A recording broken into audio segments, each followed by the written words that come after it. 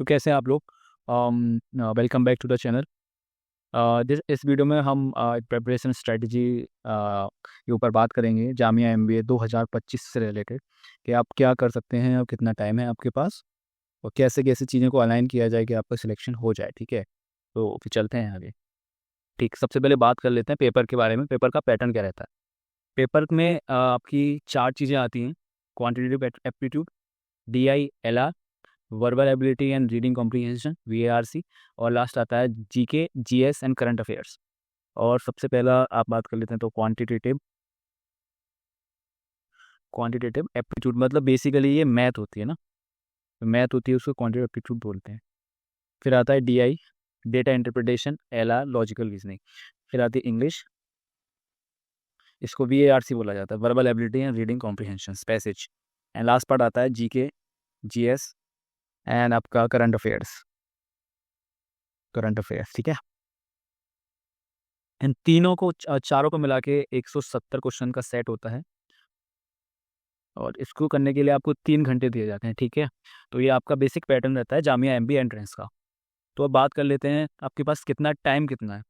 आपके पास अभी अगर देखो तो रफली रफली 4 महीने हैं, 4 मंथ्स हैं अभी, और जो मैं मानता हूँ कि इनफ है आपको सिलेक्शन दिलाने के लिए।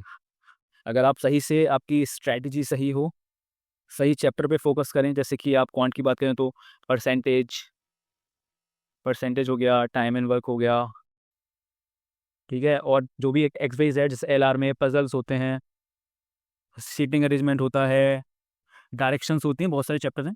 इसमें से आपको ये डिसाइड करना है कि कौन सा चैप्टर मेरे लिए सही है और कौन सा चैप्टर मेरे लिए सही नहीं है। अगर आप सारा करने ही बैठोगे तो बहुत ज़्यादा क्योस, मतलब कन्फ्यूज़न हो जाएगा कि क्या करूँ क्या ना करूँ। और मैं पैटर्न की बात कर लूँ, इसको पैटर्न क्या रहता है।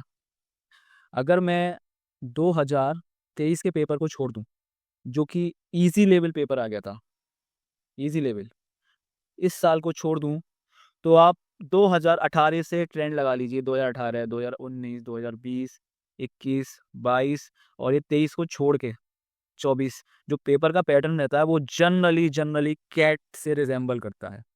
कैट मतलब जो एमबीए के लिए एग्जाम होता है, कैट, उससे रिजेंबल करता है इसका पेपर। और कभी कभी एज इट इज कैट के क्वेश्चन भी उतार के रख देते हैं, एज इट इज, बिना कोई चेंज के। जैसे देखा गया था 2024 में, 2024 के पेपर में इन्होंने क्या किया था कि कैट 2018, 19, 20 के मिला के एज इट इज, बिल्कुल नंबर भी चेंज नहीं किए, एज इट इज क्वेश्चन उतार के रख दिए। अब जिसने उसको सॉल्व किया होगा उसका डेफिनेटली बहुत ज़्यादा फायदा हुआ होगा, क्योंकि जैसे आप कोई एक्स क्वेश्चन सॉल्व करते हो ना, तो आपको उसकी अप्रोच पता चल जाती है कि ये सवाल इस तरीके से होगा। अगर आप किसी क्वेश्चन को पहली बार करते हो तो आपको टाइम लगता है। तो वही मैं बोल रहा हूँ, अगर 2023 की बात करें तो उन्होंने क्या दिया था, SSC CGL लेवल का, SSC जो एग्जाम होता है ना, CGL CPO CHSL MTS वगैरह, उस लेवल का पेपर दिया था, जिस वजह से उस साल कट ऑफ जो गई थी वो 200 नंबर, मतलब मैं बताऊं पहले तो 170 नंबर का तो होता है रिटर्न, और 30 नंबर का होता है आपका ग्रुप डिस्कशन और पर्सनल इंटरव्यू GDPI। ये दो पूरा जो मार्क्स कैलकुलेट होते हैं वो 200 नंबर में से कैलकुलेट होते हैं। तो 2020 में क्या हुआ था, 2023 में जो कट ऑफ थी वो 200 नंबर में से चली गई थी 119 जनरल स्टूडेंट्स के लिए। जनरल मतलब जनरल जो कैटेगरी होती है, जनरल, जो जिनको कोई कोटा नहीं मिलता। ठीक है, और वहीं 2022 की बात करूं तो 2022 का पेपर बहुत अच्छे लेवल का, मॉडरेट टू हार्ड बोलूंगा मैं उसे, मॉडरेट टू हार्ड लेवल का पेपर था, जिसकी कट ऑफ गई थी 200 में से आपकी अप्रोक्स 70 के आसपास। और 2024 की बात करूं तो सॉरी, लेकिन मुझे एग्जैक्ट नंबर तो नहीं याद, लेकिन इसका जो लेवल था वो हार्ड था। अगर किसी ने प्रीवियस कैट का प्रीवियस ईयर सॉल्व किया होगा तो उसका डेफिनेटली बहुत ज़्यादा फायदा हुआ होगा। अगर किसी ने नहीं किया, पहली बार उन क्वेश्चन को देख रहा है, उसको वो क्वेश्चन सारे हार्ड लगेंगे, बिकॉज उन्होंने कैट का एज इट इज उतार के रख दिया था, कुछ चेंज भी नहीं किया। अगर आपने पहले कभी कैट का प्रीवियस ईयर प्रैक्टिस में सॉल्व किए होंगे तो आपको थोड़ा आइडिया पड़ गया होगा कि किस तरह से किस इस क्वेश्चन की अप्रोच क्या है, क्वेश्चन होगा कैसे सॉल्व। और पहली बार बता दूं आपको, और इसकी कट ऑफ 2024 की जो, जहाँ तक मुझे याद है, वो आई थिंक 75 या 80 के आसपास रही थी 200 में से। ठीक है, इतनी कट ऑफ रही थी 200 में से। मैं 2023 की कट ऑफ इसीलिए शूट आउट कर दी थी क्योंकि उस साल पेपर बहुत ईजी आ गया था, बहुत ईजी पेपर आ गया था, तो सभी ने बहुत ज़्यादा अटैम्प्ट करे थे पेपर, जो उसके क्वेश्चंस थे। तो सबसे पहले तो मैं ये बता दूं आपको, जो रिटन होता है उसमें 170 क्वेश्चन होते हैं। ठीक है, जिसमें आपको सभी क्वेश्चन अटेम्प्ट नहीं करने हैं। सबसे पहले तो ये समझिए, सभी क्वेश्चंस, ऑल क्वेश्चंस को अटेम्प्ट करने की कोशिश ही नहीं करनी है। पहले तो आपको ये एनालाइज करना है कि जब आप पेपर दे रहे होंगे तो आपको एक आइडिया लग जाएगा कि पेपर हार्ड है या ईजी है। ये समझिए, अगर वो आपको हार्ड लग रहा है तो पेपर हार्ड है। अगर आपकी अगर प्रिपरेशन अच्छी है तब भी आपको हार्ड लग रहा है तो ये समझिए आपको ही नहीं, वो सबको ही हार्ड लग रहा है, इसका मतलब पेपर हार्ड है। अगर ईजी है, आप इजीली सारे क्वेश्चन कर पा रहे हैं, तो इसका मतलब सारे लोग भी कर पाएंगे जो अच्छे से प्रिपरेशन करके आए हैं। तो यहाँ से आपको डिसाइड करना है कि कितने नंबर ऑफ क्वेश्चंस आपको लगभग अटेंड करने हैं। ठीक है, अगर मैं बात करूँ, अगर पेपर हार्ड आ जाता है, ठीक है, जैसे 2022 2024 में आ गया, तो मैं मानता हूँ कि 170 में से जो 60 या 70 क्वेश्चंस एक सेफ अटेम्प्ट बोलूंगा मैं उससे। अगर आप 60-70 क्वेश्चन सही करके आते हैं, मैं सही की बात कर रहा हूँ, अटेम्प्ट, मैं ये नहीं बोल रहा कि आप करने को तो 100-150 जितनी भी कराओ, अगर आप 60-70 क्वेश्चन के आसपास अटेम्प्ट करते हैं और वो उनकी एक्यूरेसी 90% भी रहती है, इसका मतलब अगर 60 क्वेश्चन अटेम्प्ट करें तो आपके सपोज 54 क्वेश्चन सही है, तो आपका सिलेक्शन ईजिली हो जाता है। क्योंकि कट ऑफ जब पेपर हार्ड जाता है ना, तो कट ऑफ नीचे जाती है, और जब पेपर ईजी आता है तो कट ऑफ ऊपर चली जाती है बहुत ज़्यादा। अब मैं सपोज मान के चल रहा हूँ, सपोज आपके जो रिटन पेपर है उसमें 170 में से आ गए, लमसम 50 मान लेते हैं, ठीक है, और जीडीपीआई 30 का होता है, 30 में से आपके 20 भी आ जाते हैं तो 70 नंबर बनते हैं, ठीक है, 200 में से, जो कि एक सेफ स्कोर मानूंगा मैं, बिल्कुल सेफ स्कोर आपको एडमिशन दिलाने के लिए, सेफ स्कोर फॉर एडमिशन। जब कब कब बोल रहा हूँ मैं, जब पेपर का लेवल जो है वो हार्ड आ जाए, हार्ड टू मॉडरेट। अगर इजी आ जाता है तो भाई फिर आपको तो अटेम्प्ट करना है। अगर इजी आ जाता तो भाई, जैसे मैं बोलूँ, मैंने 2023 का दिया था तो मैंने 110 या 115 अटेम्प्ट किए थे, क्योंकि पेपर इजी ही था।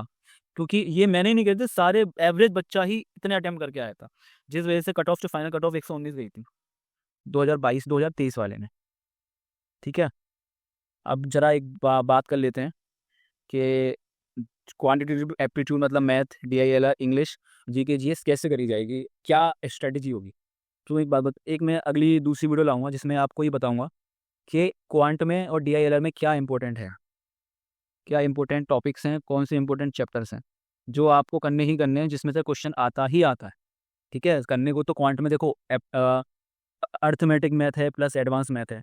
अर्थमेटिक में ही लगभग 16 चैप्टर हैं, एडवांस मैथ में घुसोगे उसमें भी लगभग लगभग 15 के आसपास चैप्टर हैं। ठीक है, करने को तो बहुत है आपके पास, लेकिन आपको सिलेक्टिव इंपॉर्टेंट जो आता ही आता है वो करना है। जैसे डीआईएलआर की बता देंगे एक अगली वीडियो में, क्या इंपॉर्टेंट कुछ चैप्टर्स हैं जिसको आपको फोकस करना है। इंग्लिश वीआरसी की बात रही तो इसमें आपको तो एक वोकैब पे ध्यान देना होगा, एक आपको ग्रामर पे, और तीसरा आरसी पे। रीडिंग कॉम्प्रीहेंशन आपको, अब इसको ठीक करने का सीधा तरीका यही है कि आपकी वोकैब जितनी अच्छी हो बहुत बढ़िया है, और जितनी ज़्यादा प्रैक्टिस कर पाएँ आप आरसी की। अब प्रैक्टिस के लिए आप क्या करें, मैंने एक टेलीग्राम चैनल बना रखा है, वहाँ मैं मटेरियल डाल रहा हूँ, ठीक है, प्रैक्टिस के लिए। वहाँ मैंने बुक्स भी अपलोड कर रखी हैं, जिससे आप सीधा क्वांट, डीआईएलआर, वीआरसी की अपलोड कर देख सकते हैं। मैंने सब अपलोड कर रखा है, प्रीवियस ईयर भी, पीवाईक्यूज भी मैंने वहाँ अपलोड कर रखे हैं टेलीग्राम पे। मैं या तो कमेंट सेक्शन में या डिस्क्रिप्शन में आपको लिंक दे दूंगा उसका।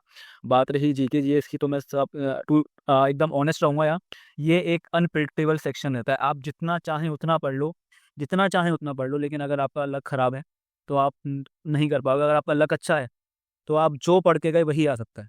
ठीक है, अब जीके जीएस करंट अफेयर जो इंपॉर्टेंट है, करंट अफेयर्स के बारे में थोड़ा बात कर लेते हैं। इससे करंट अफेयर्स होते हैं ना, करंट अफेयर्स या फिर जीके जीएस। तो पहले जीएस और जीके की बात कर लेते हैं। तो ये जनरली पूछी जाती है इंडियन इकोनॉमी, जनरली जो स्टैटिक इंडियन इकोनॉमी है, जैसे मैं बात करूं कि repo rate, reverse repo rate, 5 year plan में से कुछ पूछ ले, इंडियन इकोनॉमी के बारे में जितना भी है वो मैंने आपको टेलीग्राम पे पोस्ट कर रखा है। ठीक है, इंडियन इकोनॉमी के नोट्स, बैंकिंग सेक्टर के बारे में जो स्टैटिक रहता है कि इंडिया में कितने नेशनलाइज बैंक है, तो बहुत बेसिक क्वेश्चन हो गया उस तरीके के इकोनॉमी के ऊपर। जीके में स्टैटिक जीके जो कि फिक्स जीके है, ठीक है, जनरल नॉलेज ये पता ही। तो उसके लिए मैंने नोट्स और पीडीएफ शेयर कर रखी है टेलीग्राम पे। करंट अफेयर की बात करूँ, करंट अफेयर्स जो आती हैं वो जनरली बिजनेस रिलेटेड आती हैं, जनरली। और कोई XYZ अगर अलग से दे दे तो मैं कह नहीं सकता, लेकिन 90% बिजनेस रिलेटेड करंट अफेयर आपको पढ़नी होती है। उसके लिए भी मैं टेलीग्राम पे पीडीएफ डाल दूंगा, ठीक है, 6 से 7 महीने की। तो आप उसमें उससे पढ़ लीजिए। आपको एक बात ध्यान रखनी है, करंट अफेयर याद करने की चीज़ नहीं होती, आपको सिर्फ ग्रो थ्रू होना होता है। ये देख लिया आपको दिमाग में फिक्स करना होता है कि हाँ क्योंकि वहाँ ऑब्जेक्टिव आएगा, सब्जेक्टिव नहीं आएगा, आपको लिखना नहीं उसके बारे में। सपोज आपने एक टॉपिक ए पढ़ा और आपको याद रहेगा कि इसका आंसर था वाई, तो आपके पास 4 ऑप्शन होंगे ना, ए बी सी डी। तो ए बी सी डी में से कहीं तो वो होगा ना वाई, सपोज यहाँ वाई, तो आपको एकदम याद, आपका माइंड स्ट्राइक करेगा कि मैंने वाई यहाँ पढ़ा था, तो आप तुरंत वाई को टिक कर देंगे। तो करंट अफेयर्स की स्ट्रेटेजी यही होती है, आपको याद नहीं, आप कितने करंट अफेयर याद करोगे? हर पल, हर मिनट एक नया न्यूज़ आ रही है, नया एक वो आ रहा है करंट अफेयर, नहीं याद कर सकते। बात रही जीके जीएस और इंडियन इकोनॉमी की, ये कर सकते हो आप, ये कर सकते हो, बिल्कुल कर सकते हो, ठीक है। और बात रही इंपॉर्टेंट चैप्टर की, वो मैं नेक्स्ट वीडियो में आपको एक डाल दूंगा कि कौन से इंपॉर्टेंट चैप्टर्स हैं जिसको आपको ध्यान रखना है। और अभी आपके पास हैं लमसम 4 महीने, 4 महीने है, ठीक है, 4 महीने है क्योंकि एग्ज़ाम जनरली मई में होता है, और मई में भी 20 तारीख के आसपास होता है जनरली। आगे फ्लक्चुएट ऊपर नीचे भी हो सकता है, ये मैं नहीं बोला कब होगा एग्जैक्ट, लेकिन जनरली मई में होता है। तो अगर आज से लगाए तो 3.5 या 4 मंथ्स अभी अवेलेबल हैं आपके पास करने के लिए। अगर आप बिल्कुल स्क्रैच से स्टार्ट कर रहे हो तो भी पॉसिबल है, बिल्कुल पॉसिबल है। और या आप पहले से प्रेप कर रहे हो, ठीक है, अच्छे से प्रेप कर रहे हो, तो फिर कोई दिक्कत है ही नहीं। तो आपको मैं बता दूं क्या करना है, अगर आप कितना भी आपकी प्रेप है या नहीं है, स्क्रैच से कर रहे हो, तो आप फेब एंड या फिर मार्च से बोल देते हैं, चलो मार्च एक अच्छा ऑप्शन है, मार्च से आप मॉक मॉक क्वेश्चन पेपर लगाने शुरू कर दीजिए। मॉक क्वेश्चन पेपर, जैसे मॉक क्वेश्चन पेपर में क्या होना चाहिए, जैसे PYQ देख लीजिए, जामिया के PYQ, और कैट के PYQ देख लीजिए, ठीक है, AMU के PYQ देख लीजिए, AMU MBA वाले PYQ। और आपका सबसे इम्पोर्टेंट जो बात है, मेन बात तो वही है कि आपका जो भी टॉपिक कर रहे हैं उस पर कंसेप्ट क्लियर होना चाहिए। अगर मैं ए क्वेश्चन कर रहा हूँ तो उसके पीछे क्या कंसेप्ट है, तभी आप कोई अगर क्वेश्चन घुमा के भी देगा ना, तब भी आप उसको करने में कर पाओगे इजीली। तो आई थिंक सारी चीज़ें मैंने कवर कर ली हैं, मोस्ट इंपॉर्टेंट चीज़ें। और जो इंपॉर्टेंट चैप्टर है उसको मैं नेक्स्ट उसमें वीडियो में पोस्ट कर दूंगा कि कौन से चैप्टर इंपॉर्टेंट है जिसमें आपको ध्यान देना है। और बहुत सारा टॉपिक्स, बहुत सारे मैंने PDF नोट्स अपने टेलीग्राम पे अपलोड कर दिए और करता रहूँगा। और कोई भी आपको डाउट हो तो आप वहाँ पूछ सकते हो, वो हमारे बहुत सारे बच्चे हैं अभी भी हमारे टेलीग्राम चैनल पे, वो आपस में आप बात भी कर सकते हो उनसे। तो ठीक है, best of luck for exam, अच्छे से प्रिपरेशन कीजिए, अभी बहुत टाइम है। और ठीक है, नेक्स्ट वीडियो में मिलते हैं, थैंक यू।